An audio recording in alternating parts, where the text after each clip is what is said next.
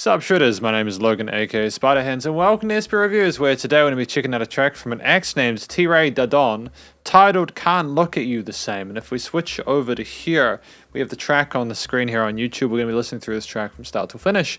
I'm going to hear what we think. Let's go, let's do this. Boom. Ah, Rick and Morty reference, right? Yeah.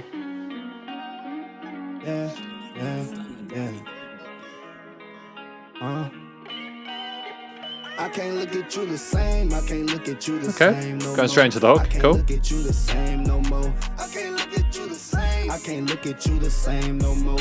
I can't look at you the same no more. I can't look at you the same. I can't look at you. Oh, it's continuing. That's cool. I can't look at you the same no more. I can't look at you the same. I can't look at you the same no more. I can't look at you the same no more. You cross me out. Let's just stop before we go into the verse. Okay, got a really somber guitar melody as a background as a sub layer, but with some modulated vocals going in there. Nice bass resonance there with a punchy kick, punchy drum kit. And yeah, catchy vocal melodies. The match, you know, the emotion, the way it was delivered emotionally matched what the lyrics had, so it's good. Can't say I made you, but I made enough. Every time you brought the slack, you know I picked it up.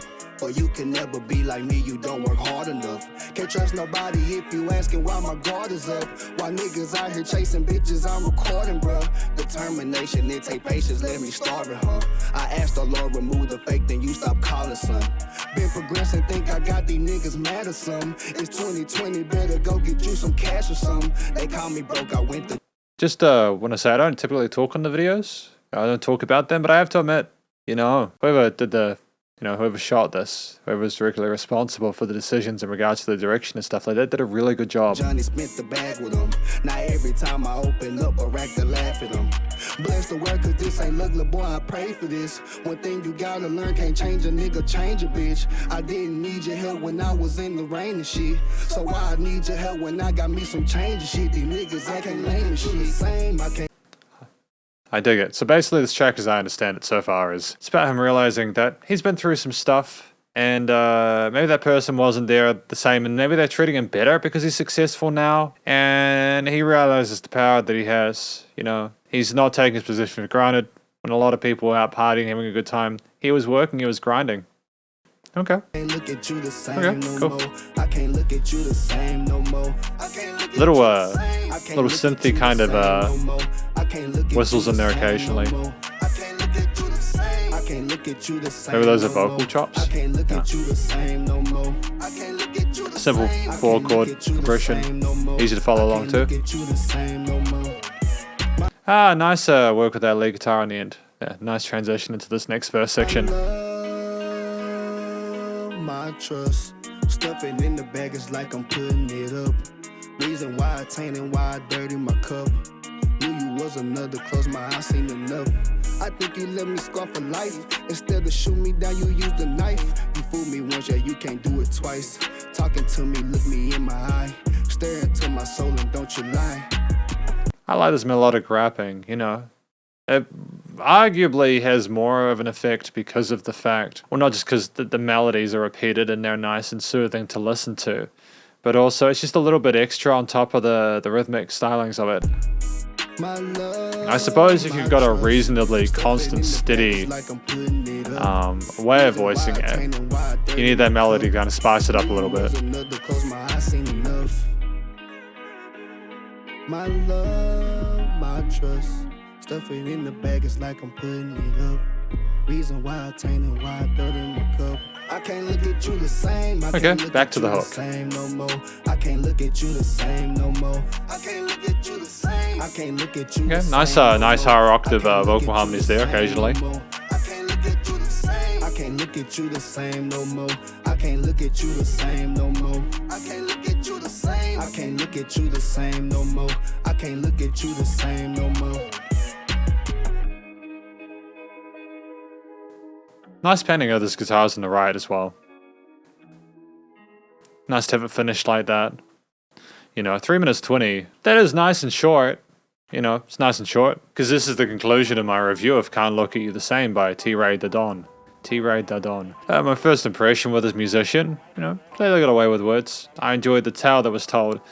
It wasn't a super sophisticated outing, but I don't think we needed to be overly extravagant with the lyrics. We understood what it was about clearly, and I think that's more important, honestly. If you speak in a way that's almost designed to be pretentious and or to confuse the listener, it can be off-putting. I like the fact that he's talking about not stooping down to meet the level of these people that he's kind of dealing with, having these issues with. In addition to what I was talking about before about him and his position versus them, the us versus them mentality, looking at where we're at, status and everything like that. It's you know, there's a sense of sadness, I think, that he's going through with the fact that he thought these people were maybe real and they weren't. Or maybe he always knew they weren't real. He might have said that and I just missed that, but it indicates to me that in T-Ray Dadon's position, maybe he is just feeling super lonely, and maybe that's what the song is all about, you know.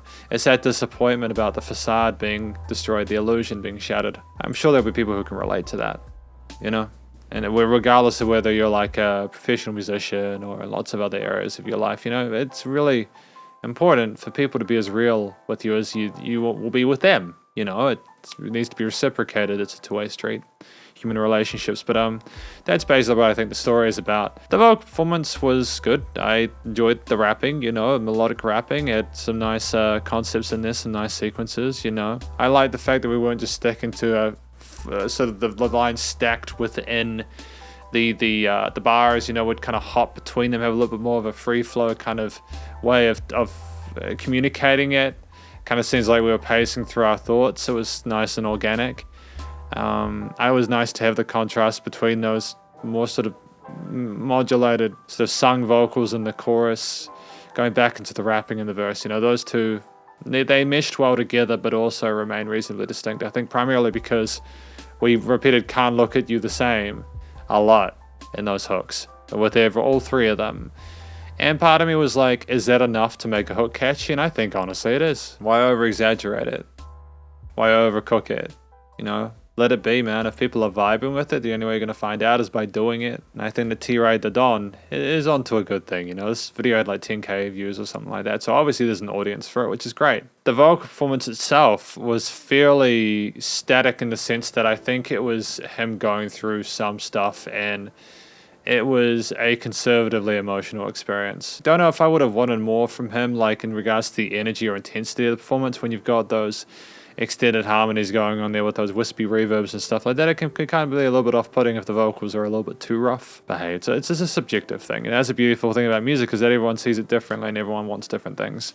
I can appreciate why we did things the way they are, though, and I assume that he'll just continue to explore himself in future. The structure of this track, the main motif of the four chords, the guitars, little bits of vocal flurries, the bass and the drums, yeah, carried throughout. We sometimes took stuff away and then brought it back in later on. We didn't really, in regards to like the arrangement and stuff like that and the performance of the instruments and stuff like that, I believe most of this was sampled. We didn't really elevate it. And we got to a point in that first chorus and that first verse where we sort of had what we needed.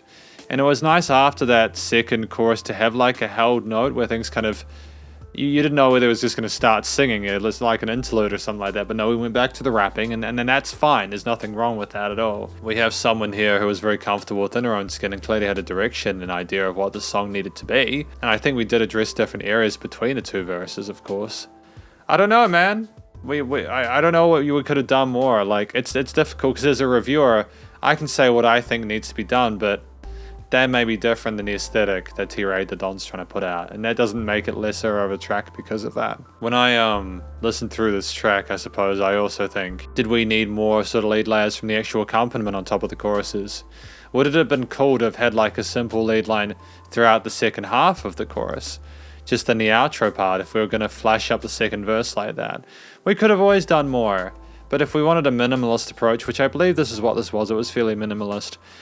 There was some stuff going on with the production side, but I mean, from the base of its musicality, it was reasonably conservative. It's not like we suddenly had a change of like chord progression or key signature or something like that, or any sort of spicy melodies beyond even like the vocals or anything like that. We didn't like go half time or double time. It was somewhat inflexible, but that isn't a weakness. It's just, I guess, part for the course with the genre a lot of the time, and that's what people enjoy. Production, recording, mixing, and mastering, incidentally, I suppose, was solid. The production was commercial grade. It was ready for release. It's the beautiful thing about a lot of rap and hip hop that I listen to nowadays. Often you have people with really tidy vocals, you know, like really tidy vocals, and in the sense that they'll be able to rap and they'll be able to sing. Even if there's a bit of modulation or bit of tune going on there, you know. And the mixing master, the studio production is sensational. It's just top of the game. There are so many ways to get that sounding that good nowadays. People smash it out of the park. The story is often reasonably good. It's very personal, but lyrics are so subjective that it's difficult to grade it. The arrangement side of things with the one theme is a staple of the genre now, and I think that's just how it's going to be for the future anyways. But yeah, I've got no complaints about the studio side of things. I think that we played our hands really well. The actual quality of the recording of the vocal was great. The EQing, fixed processing on different channels, you know, the way the kick sidechain, the bass, and all that kind of stuff. The panning of it and the frequency spectrum, and no weird resonances, and things being glued well in the mix, and limiting compression being more than enough to keep it palatable. I mean, this is like, it's just a really well produced track, and the performance is good vocally. I will be interested to see where T-Ray Dodon goes in regards to their depth as a musician, because there it is there, don't get me wrong. I'm not saying this was a lesser track or anything, but it will be cool to see what T-Ray Dodon does in future. Does he discuss other themes? How deep does the rabbit hole go? Do we completely switch it up? Do we work with other genres? Are we just comfortable within this one? I don't know, but I suppose we'll find out. I don't see this guy stopping anytime soon. But effectively, this is my review of T-Ray Dodon's Can't Look at You the Same. Hopefully you enjoyed it. If you did, please do go check out his various social medias and a YouTube page. Stay cool and stay safe, and please remember to support your local musicians and artists at this point in time, as either help more than ever with all the crazy stuff going on in the world, and I will catch you in the next review. Spiderhands Out.